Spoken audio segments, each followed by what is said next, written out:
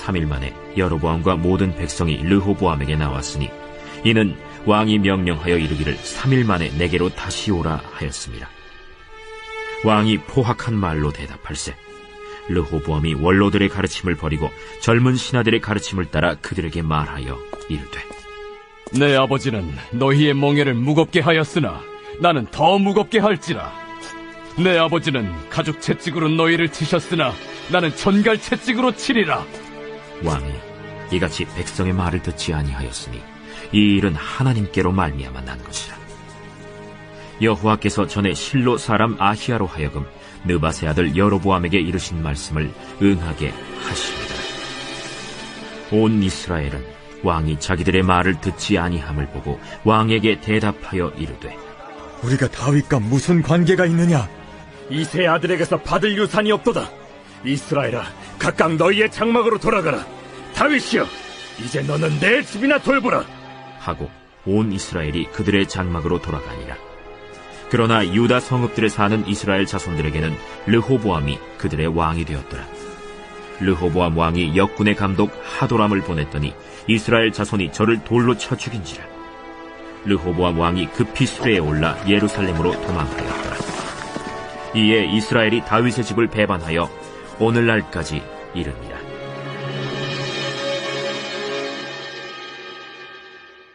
자, 오늘 말씀부터는 솔로몬의 시대는 가고 그 아들 르호보암의 통치 이야기가 시작되는데요. 그런데 너무 안타까운 게 뭐냐면요. 부자가 3대를 못 간다고 다윗이 애써 세운 이스라엘의 통일 왕조가 3대째 이르자마자 위기에 봉착합니다.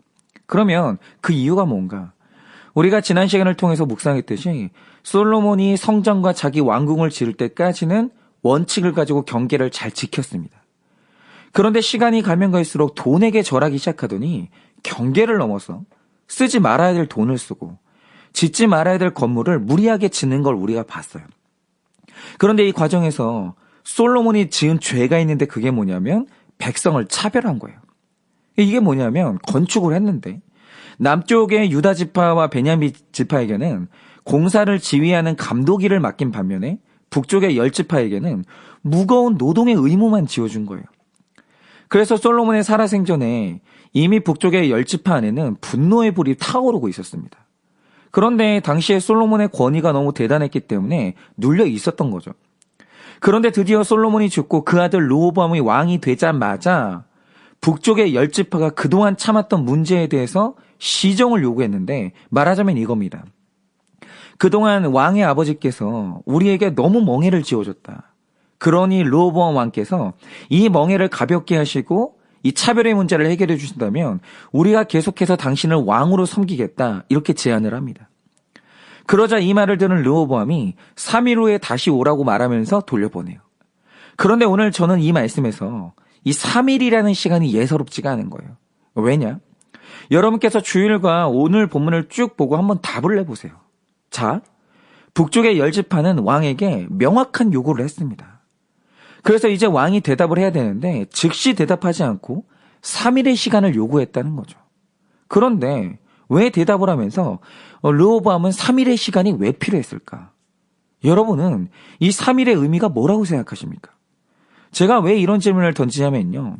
대답을 기다리는 백성에게 르호보암은 3일의 시간을 달라고 했어요.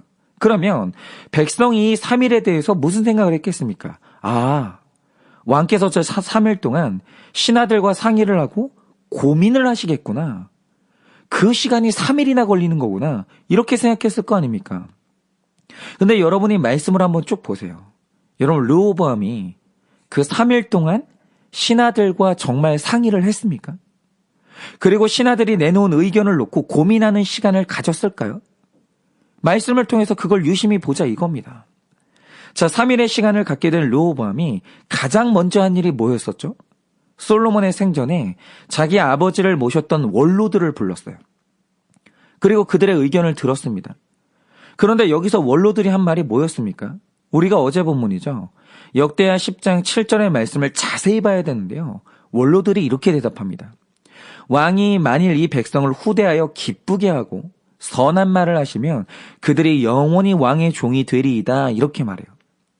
그런데 여러분께서 이 원로들의 대답을 잘 보셔야 됩니다. 이게 굉장히 부드러운 표현 같지만 사실 이 말 속에 담긴 뜻이 뭡니까? 먼저 백성을 후대하랍니다. 그럼 이 말 뜻이 뭐겠어요? 당신의 아버지 솔로몬은 백성을 후대하지 않았다는 거예요. 명백하게 차별했다는 거죠. 더 정확히 말하면 당신 아버지 솔로몬이 그동안 백성을 학대했다.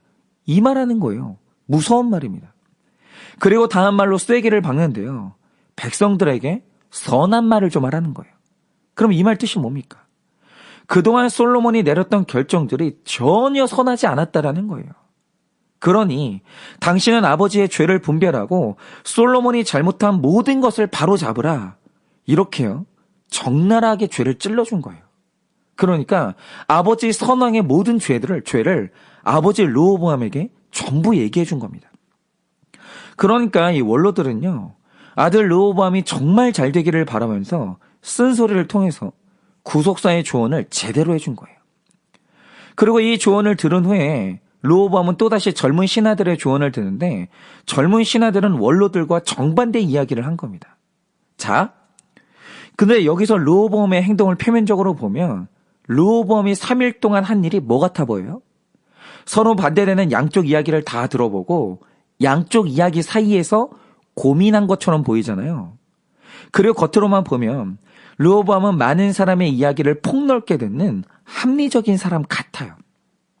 그런데 말씀을 자세히 보면 이 모든 겉모습이 다 거짓말이라는 것이 드러나는 결정적인 구절이 나옵니다. 그게 뭡니까? 자, 르호보암이 처음으로 원로들에게 물었을 때 원로들은 죄를 찔러주면서 회개의 메시지를 줬죠. 그런데 이 말을 들은 르호보암의 내적 반응이 뭐였습니까? 일단 그 말을 내 마음에 담고 젊은 신하들의 말도 들어보고 이런 게 아니에요.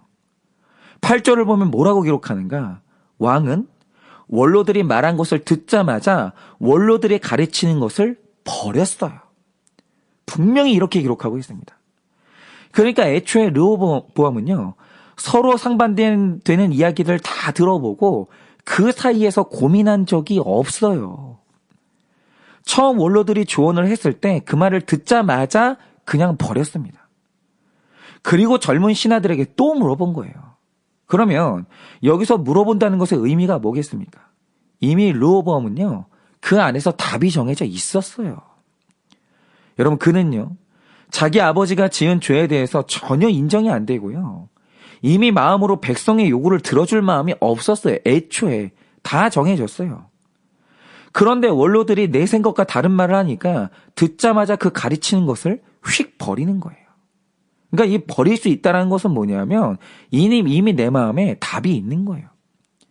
그런데 그 다음에 또 젊은이들에게 물어요. 왜겠습니까? 그냥 원하는 대답이 나올 때까지 묻는 거예요. 그래서 만약 젊은 신하들도 원하는 대답을 안 내놨다. 그러면 또 다른 사람들한테 물어보는 거예요. 그런데도 원하는 대답을 안 한다. 그럼 또 묻는 거예요. 그런데 여러분 이 젊은 신하들이 영악스럽게도 왕이 원하는 대답이 뭔지를 알고 그냥 그 정답을 던져준 거예요. 당신이 원하는 게 이거죠? 이 말을 해준 겁니다. 어찌되었든 중요한 사실이 뭐냐. 르호보암이라는 사람은요. 답이 정해졌어요. 그래서 이 사람은 애초에 설득이 안 되는 사람이에요. 그래서 왕이 이런 사람이면요. 옆에서 살아남는 사람은 실력 있는 사람, 이 거룩한 사람이 아니라 눈치 빠른 사람과 기회주의자만 살아남는 거예요. 그런데 여기서 핵심은 이겁니다. 자, 르호보암은 이미 답이 정해졌잖아요. 물어볼 필요도 없고 누군가의 대답을 들을 필요도 없어요. 그러면 그 즉시 대답하고 자기 마음대로 다 하면 될 거 아니에요. 그런데 왜 3일의 시간을 달라고 하면서 소위 말해 잘 물어보는 사람인 것처럼 왜 쇼를 했냐 이거죠. 답이 뭔지 아십니까? 지금 르호보암이요. 백성들의 사랑을 받았던 두 명의 왕이죠. 자기 할아버지 다윗과 아버지 솔로몬을 흉내낸 거예요. 여러분 다윗의 특징이 뭡니까? 다윗은요. 물어보기의 끝판왕이에요. 그리고 듣는 것의 달인입니다.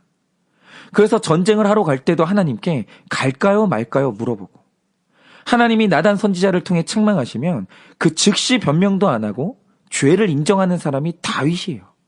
묻는 것도 잘하고요. 듣는 것도 기가 막혀요. 그러면 솔로몬은 어땠습니까? 그가 성전을 지을 당시에 성전을 어떻게 지었죠? 모세가 명한 그대로, 또 아버지 다윗이 명령한 그대로 성전을 지었어요. 그러니까 다윗이나 솔로몬의 전성기에 두드러지는 특징이 뭐였냐? 이들이 묻는 것과 듣는 것이 정말 잘 됐던 사람인데 이 두 명의 왕이 백성들에게 엄청난 사랑을 받았거든요. 그러니까 이스라엘 백성들 안에는 왕이라는 존재에 대한 기준이 있는데 그게 누구냐? 다윗과 솔로몬이에요. 그러니까 다윗과 솔로몬 같으면 괜찮은 왕이고 그렇지 않으면 나쁜 왕인 거예요. 그런데 르호보암의 본질은요. 이 두 명의 왕과는 본질적으로 다른 인간이에요. 그는 듣는 것도 싫어하고요. 묻는 것은 더 싫어하는 사람이 르호보암이에요. 그런데 중요한 건 이거죠. 분명히 싫어요. 듣는 것도 싫고 묻는 것도 싫어요. 그런데 두 명을 또 흉내내요. 그 이유가 뭘까요? 이유는 르호보암 안에 욕심이 그렇게 많았던 거예요. 그러니까 르호보암은 자아가 너무 세서 자기 주장이 안 꺾이는 사람이에요. 다 결국 내 맘대로 해요. 내 주장이 포기가 안 되죠. 그런데 또 포기 못하는 게 뭐냐? 백성들에게 두 명의 왕들처럼 인정도 받고 싶은 거예요. 그러니까 일어난 일이 뭡니까? 묻기는 싫으면서 묻는 것을 흉내내고 들을 마음도 없으면서 듣는 것처럼 흉내내는 거예요. 여러분 그러니까 사탄은요. 죽어도 천사가 못 돼요. 여러분 만약에 어느 날 이 사탄이 천사로 나타났다. 그건 변한 게 아니에요. 그 본성은 영원히 악마예요. 그런데 이상한 사실이 뭔지 아십니까? 사탄이요. 악함이라는 자기 본성은 버리지 않는데 또 천사를요. 그렇게 흉내내요. 이유가 뭔지 아십니까? 그게 바로 사탄의 무서운 욕심이에요. 죄도 포기 못 하겠는데 천사가 받는 칭찬도 포기가 안 되는 거예요. 다 갖고 싶은 거예요. 그런데 이렇게 욕심이 충만할 때 나오는 게 뭔가 그게 바로 흉내예요. 진실함이 없는 거죠. 날마다 흉내내는 거예요. 답이 다 정해졌으면서 드는 것처럼 흉내내는 거죠. 그러니까 우리가 신앙생활을 할 때 영분별의 능력이 꼭 있어야 되는 이유가 뭔지 아세요? 여러분 어느 교회를 가도요. 사람을 구별할 때 회개하는 사람과 회개 안 하는 사람 이렇게 구별되는 교회는 없어요. 여러분 일단 교회 밥을 먹고 종교성을 경험한 사람들은 전부 다 회개를 해요. 그러니 이 속에서 구별이 어떻게 일어나는가? 회개를 하는 사람과 회개를 흉내내는 사람으로 구별되는 거예요. 또 교회는요. 말씀이 들리는 사람과 말씀이 안 들리는 사람 이런 식으로 구별되는 게 아닙니다. 표면적으로 보면요. 다 말씀 듣는 것 같아요. 그래서 사실 진짜 진실한 구분은 어떻게 일어나는가? 말씀이 들리는 사람과 말씀이 들리는 것처럼 흉내내는 사람 이렇게 구분되는 거예요. 여러분 초대교회의 아나니아와 삽비라를 보세요. 처음에 초대교회에서 이 바나바라는 사람이 자기의 땅을 다 팔아요. 그리고 교회에 가난한 사람들과 이 재산을요 전부 다 나누었습니다. 헌신을 한 거죠. 그리고 그 헌신 때문에 그가 교회의 칭찬을 받고 지도자가 됐어요. 그런데 이 모습을 지켜본 아나니아와 삽비라가 한 일이 뭡니까? 일단 바나바가 교회의 칭찬을 받고 지도자가 되는데 그게 그렇게 부러운 거예요. 그런데 문제는 뭐냐? 그러려면 돈을 바쳐야 된다. 이게 아니라 헌신을 해야 되거든요. 그런데 이 사람들은요. 교회 지도자도 되고 싶고 칭찬도 받고 싶은데 또 돈 욕심은 포기가 안 되는 거예요. 그래서 한 일이 뭔가? 자, 일단 땅을 팔았어요. 그리고 상당한 액수를 자기가 가졌어요. 그런데 내가 이제 바나바처럼 못해서 제가 전부는 못하고요. 일부만 이제 헌신했습니다. 이거 말하면 될 거 아니에요. 그럼 그렇게 말하면 그 정직 자체가 좋은 믿음이에요. 그런데 일부를 들으면서 뭐라고 하죠? 이게 땅 판 돈의 전부라고 거짓말을 하는 거예요. 그런데 이 거짓말이 뭐죠? 바로 이게 바나바가 했던 헌신을 흉내내는 거예요. 헌신할 마음은 없는데 헌신은 또 기가 막히게 흉내를 내는 거예요. 그런데 자기 본성은 그게 아니면서 왜 굳이 흉내를 낼까? 그 안에 욕심이 어마어마한 거예요. 돈이 포기가 안 돼요. 그런데 또 헌신한 사람들이 듣는 칭찬과 이 직분도 포기가 안 되는 거예요. 그런데 이렇게 욕심 많은 사람들의 특징이 뭐냐? 칭찬 듣는 사람, 신실한 사람이 되는 게 아니라 그런 사람들을 그렇게 흉내내는 거예요. 그래서 사실 교회 다니는 사람들에게 가장 필요한 이 은사가 뭐냐면 이 영분별의 능력이에요. 왜냐하면 교회만큼 흉내내는 사람이 많은 곳도 없거든요. 그런데 이렇게 욕심 많아서 흉내내는 사람이 누구냐? 그게 바로 르호보암이에요. 대답도 정해져 있어요. 듣지도 않아요. 근데 굳이 물어봐요. 왜냐? 욕심이 많은 거예요. 내 맘대로도 하고 싶은데 또 잘 듣는 다윗처럼 칭찬도 듣고 싶은 거예요. 그러면서 오늘 백성들에게 대답할 때 하는 쇼가 뭡니까? 내가 3일 동안 할아버지랑 아버지처럼 양쪽에게 다 물어봤어. 그리고 그 3일 동안 열심히 기도했어. 그런데 답이 결국 이거야. 이런 식으로 말하는데 사실 오늘 말씀의 대답은요. 잘 물어보고 잘 들어서 나온 결과가 아니라 그냥 처음부터요. 내가 정해놨던 대답이에요. 말씀을 보면 그렇잖아요. 그런데 내 욕심도 관철하고 싶은데 또 다윗과 솔로몬을 쏙 닮았다는 그 칭찬도 듣고 싶으니까 그래서 그 3일이 필요한 거예요. 제가 이 말씀을 보면서 이 르호보암이 딱 나구나 이 채 죄를 받습니다. 저 지금도 생각이 나는 게 지금 저에게 가장 친한 친구가 누구냐고 하면 그건 분명히 제 쌍둥이 동생이거든요. 근데 지금은 이렇지만 어릴 때 제 동생은 저의 가장 치열한 경쟁자였어요. 그런데 제가 동생하고 경쟁한 것처럼 동생도 저랑 경쟁했냐고 하면 또 그건 아니에요. 동생은 자존감이 높아서요. 저를 의식하지 않았고 그냥 자기가 옳다고 생각한 대로 살았어요. 그런데 저는 욕심이 너무 많아서 동생과 저를 늘 비교했고 동생한테 지면요. 자존심이 너무 상해서 죽을 것 같은 거예요. 근데 그러다가 일어난 일이 뭐냐. 이거는 제가 지금까지 비밀로 하다가 이제 처음으로 밝히는 건데요. 뭐 대단한 건 아니고요. 그냥 저한테 부끄러운 일입니다. 그게 뭐냐. 제가 초등학교 5학년 때 그때 처음으로 금요일 날 철야 기도라는 걸 나갔거든요. 그런데 놀라운 사실이 뭐냐. 동생이나 저나 처음 기도회를 나간 날이었는데 그날 동생에게 성령이 임하면서 동생이 방언이 터진 거예요. 그래서 이제 동생이 방언을 하는데 문제는 뭐냐. 어린애가 방언을 하니까 온 교회가 하는 말이 뭐겠어요.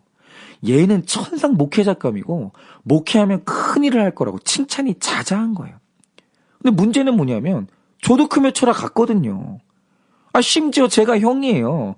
그런데 하나님이 저한테는 방언을 안 주시는 거예요. 동생만 주는 거예요. 그런데요, 그게 그렇게 자존심이 상하고 나도 동생이 들었던 칭찬을 듣고 싶은 거예요. 그러니까 여러분 제가 한 일이 뭔지 아십니까? 어느 날부터 방언을요 흉내내는 거예요. 방언을 못 받았는데 방언한 것처럼 막 혀를 막 꼬부리면서 막 말을 하는 거예요. 그런데 그게 얼마나 힘든지 몰라요. 방언이 아니고 흉내를 내니까 너무 힘든 거예요. 그러나 나는 형이니까 지면 안 되니까 칭찬을 받아야 되니까 흉내를 내는 거예요. 그래서 어떻게 됐어요? 결국 저도 칭찬을 들었죠. 야, 현성이도 방언을 받았네. 야, 우리 목사님 부하들들은 대단하네. 결국 칭찬을 받아냈어요. 그리고 뭐 나중에는 실제로 방언을 받기도 했는데 어쨌든 제가 왜 그렇게 흉내를 냈겠습니까?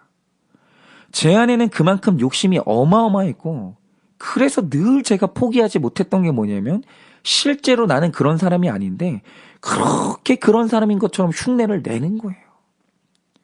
그래서 제가 지금도 늘 저 자신에 대해서 고민하는 게 그거예요. 저는 저희 가족 중에서 욕심이요 가장 많은 사람이에요. 이게 분명히 나고 제 욕심은 없어지지 않았어요. 그럼 필경 지금도 내 안에 흉내내는 부분이 있을 텐데 그게 뭘까? 나는 정말 구속사의 사람인가 아니면 구속사를 흉내내는 사람인가? 나는 진짜 회개를 한 사람인가? 내가 회개를 흉내내는 사람인가? 내 어느 부분이 도대체 르호보암인가? 그런데 중요한 건 뭐냐? 제 스스로는요 그걸 잘 모르겠어요. 그래서 이 상황에서 제가 살 수 있는 오직 딱 한 가지의 길이 뭐냐? 만약 내 옆에서 르호보암의 장로들처럼 제 아내가 흉내내는 제 죄를 찔러주고 제 부모님이 찔러주고 제 스승님들이 찔러주면 그 인정해야 돼요. 당신은 지금 흉내내고 있다고. 진실하지 않다고, 정신 차리라고. 그러면 최소한 그 말이 들려야 되는 거예요. 그리고 내 욕심을 다 버릴 수 없다면 내 옆에 장로들을 사랑하고 그 말을 들어야 돼요. 안 그러면 저는 또 일평생 흉내내면서 나도 속고 남도 속이다가 지옥에 가기 딱 좋은 사람이 그게 누구냐? 그게 바로 저예요. 여러분은 어떠십니까? 여러분은 진실하게 회개하는 다윗입니까? 아니면 회개의 흉내를 내는 르호보암입니까? 여러분은 어떠세요? 여러분은 내 옆에서 내 죄를 찔러주는 장로들을 사랑하고 그들의 말을 듣고 있습니까? 여러분, 바라기는 우리 모두가 흉내내는 신앙에서 진실한 신앙으로 나아가기를 원해요. 되는 것은 된다. 그런데 안 되는 것은 안 된다고 말하면 되는 거예요. 흉내내지 말고. 여러분, 구원받은 사람처럼 흉내내다가 지옥 가지 않기를 바랍니다.